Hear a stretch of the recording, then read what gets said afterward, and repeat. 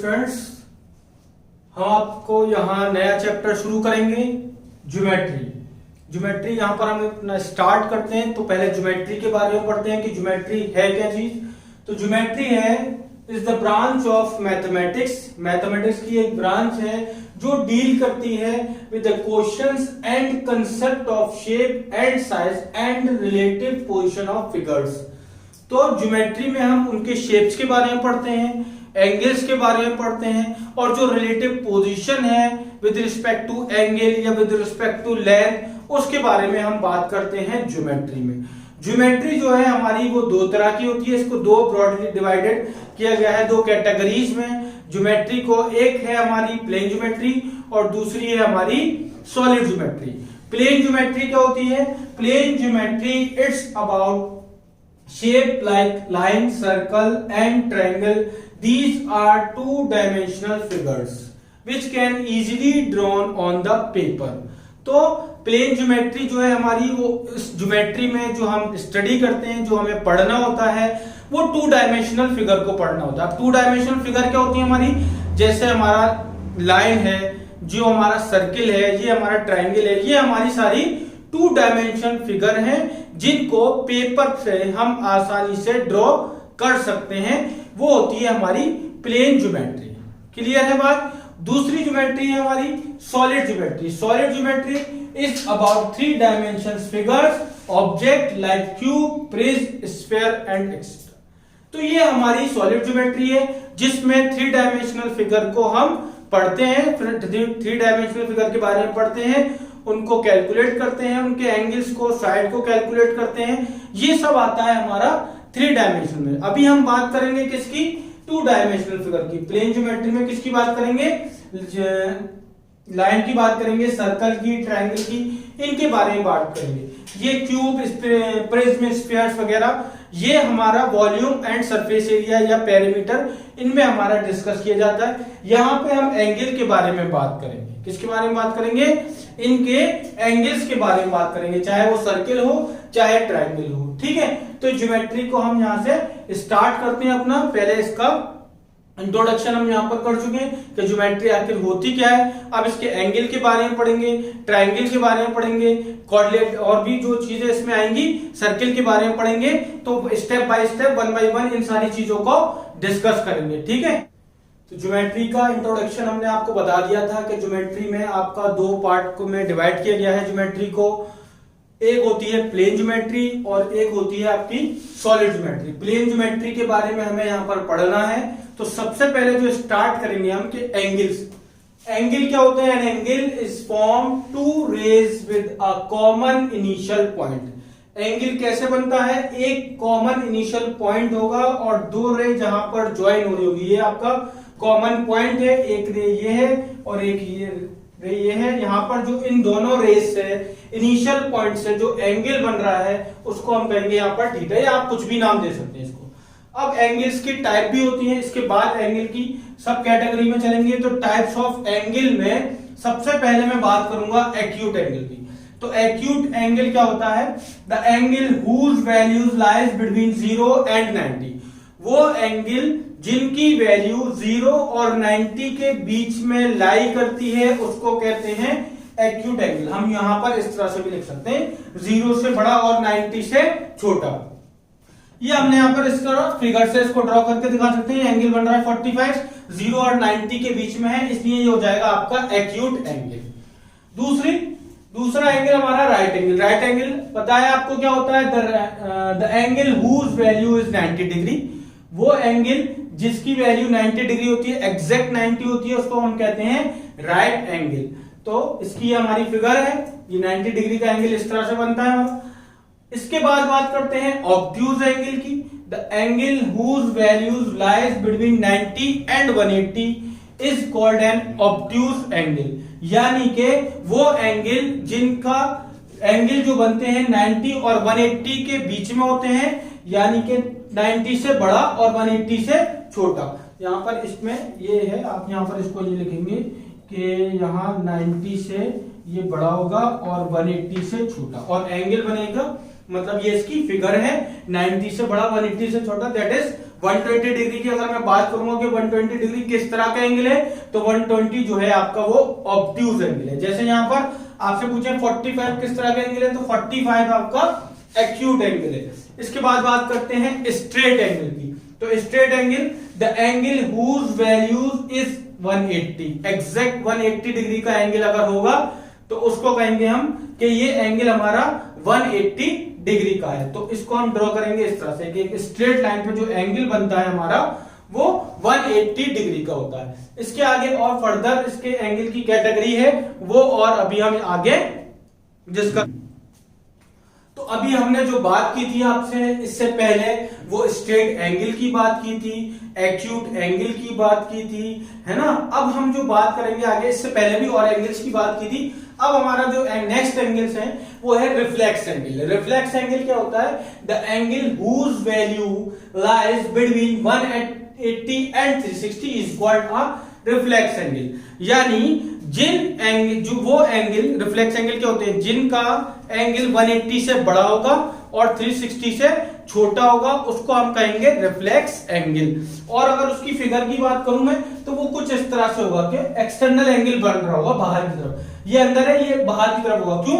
क्योंकि ये 180 से बड़ा हो जाता है। जब 180 से बड़ा हो जाएगा तो इस तरह से बनेगा जो यहाँ पर बनाकर दिखाया मैंने आपको, 180 से बड़ा 360 से छोटा, ये होता है reflex angle. Complete angle, complete angle, the angle whose values 360 is called complete angle, that is 360। मान लीजिए वॉच में 12 बजने और वो पूरी दोबारा घूमकर दोबारा से आ जाए 12 पर, तो क्या हो जाएगा, वो जो है अपनी पूरे एंगल को कंप्लीट कर लेगी, पूरा चक्कर लगा ली, रेवोल्यूशन कंप्लीट कर लेगी पूरा उस वॉच का।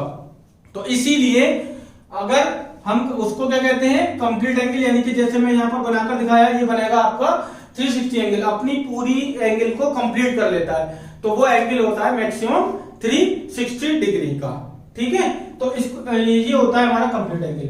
अब आप बात करते हैं, हम बात करते हैं यहाँ पर कॉम्प्लीमेंट्री एंगल की। कॉम्प्लीमेंट्री एंगल क्या होता है, if the sum of two angle is 90 degree, अगर आपके पास दो एंगल है और दोनों एंगल का सम 90 डिग्री आ रहा है, दैट मीन्स वो एंगल आपका क्या कहलाएगा, एक्यूट एंगल। दैट इज, ये मैंने यहां पर फिगर बनाकर दिखा दी, θ1 है और ये θ2 है, दोनों का सम होगा 90 डिग्री, तो ये होते हैं हमारे कॉम्प्लीमेंट्री एंगल। अच्छा, इसके अलावा अगर मैं बात करूं supplementary angle, if the sum of two angle is 180 degree, अगर दो एंगल का सम 180 डिग्री हो जाता है, आपके पास कोई भी फिगर है और उस फिगर में आपने एंगल बनाया और वो जो दोनों एंगल बने वहां पर और उन दोनों एंगल का सम 180 आता है, तो वो एंगल आपके कहलाएंगे सप्लीमेंट्री एंगल। ये इस तरह से, ये θ1 है, θ2 है, इनका सम 180 डिग्री। इसके बाद एंगल्स की कैटेगरी खत्म कि एंगल यहां पर किस तरह के होते हैं, acute, supplementary, reflex, complete, straight. ठीक है, अब बात करते हैं बाइसेक्टर की। जैसे ये एंगल बाइसेक्टर है, एंगल बाइसेक्टर का मतलब होता है कोई आपका, ये एक रे है OA और एक रे है OB और एक बीच में इसके रे आपने ड्रॉ कर दी, यानी कि इस पूरे एंगल को, ये मान लीजिए एंगल 240 डिग्री का था, सॉरी ये मान लीजिए एंगल आपका 45 डिग्री का था, तो अगर मैंने इसको बीच में से डिवाइड कर दिया, इसका बाइसेक्टर, इन दोनों लाइंस का रे का बाइसेक्टर अगर मैंने ड्रॉ कर दिया, तो जितना एंगल ये होगा उतना ही एंगल ये होगा। बाइसेक्टर का मतलब होता है एंगल को दो इक्वल पार्ट्स में डिवाइड कर देता है। समझ में आ गई ये बात। अभी इसके अलावा parallel line, perpendicular line, alternate interior angle, कुछ एंगल्स की बारे में और बात करेंगे कि एंगल कौन कौन से होते हैं, अल्टरनेट इंटीरियर एंगल क्या होते हैं, और इसके अलावा करस्पॉन्डिंग एंगल क्या होते हैं, कॉन्जिक्यूटिव एंगल क्या होते हैं, और आपके अलाइड एंगल क्या होते हैं, सारे एंगल्स के बारे में अब इसके बाद जो हम बात करेंगे वो बात करेंगे। फिर हमारे उस नेक्स्ट स्टेप में अपने क्वेश्चंस को हम डिस्कस करेंगे। ठीक है, देखिए इसके बाद हमारे पास जो है कुछ अदर्स एंगल हैं जिसके बारे में हमें पढ़ना है। बाकी हमने सप्लीमेंट्री एंगल, ऑल्टरनेट, आपका कंप्लीट एंगल, रिफ्लेक्स एंगल और बहुत सारे एंगल्स के बारे में पढ़ लिया है। अब कुछ और एंगल्स हैं जो यहाँ पर हमें ये बताएंगे कि एंगल्स इक्वल कब होते हैं या कौन सा एंगल क्या होता है, ये कैसे पता चलेगा। तो सबसे पहले मान लीजिए हमारे पास दो लाइन्स है L और M। ये दोनों लाइंस पैरेलल है, एल पैरेलल है एम के, और एक ट्रांसवर्सल है जो इसको कट करती हुई जा रही है। ये लाइन एन एक ट्रांसवर्सल है जो इस एल और एम दोनों लाइंस को जो पैरेलल है उसको कट करती हुई जा रही है। हमने यहाँ एंगल लिख दिया 1 2 3 4 5 6 7 8, ये एंगल हमने यहाँ पर लिख दिए हैं। तो सबसे पहले मैं बात करूंगा करस्पॉन्डिंग एंगल्स की। करस्पॉन्डिंग एंगल्स क्या होते हैं? करस्पॉन्डिंग एंगल्स के बारे में, lines are parallel then the pair of corresponding angles are equal. अगर लाइंस पैरेलल हैं तो करस्पॉन्डिंग एंगल का जो पेयर होगा वो बराबर होगा। अब कौन सा पेयर होगा? जैसे ये एंगल 1 एंगल 5 के बराबर होगा। ये लाइन है पैरेलल है, ये ट्रांसवर्सल है, तो ये एंगल 1 एंगल 5 के बराबर होगा। एंगल 2 एंगल 6 के बराबर होगा। एंगल 4 एंगल 8 के बराबर होगा, और एंगल 3 एंगल 7 के बराबर होगा। ये सारे पेयर जो है आपके कौन से एंगल हैं? करस्पॉन्डिंग एंगल्स हैं। ये कब पॉसिबल है? जब लाइंस पैरेलल होंगी। अगर लाइंस पैरेलल नहीं है तो आप करस्पॉन्डिंग एंगल नहीं लगा सकते। क्लियर है बात? इसके बाद करूंगा मैं बात वर्टिकल अपोजिट एंगल की।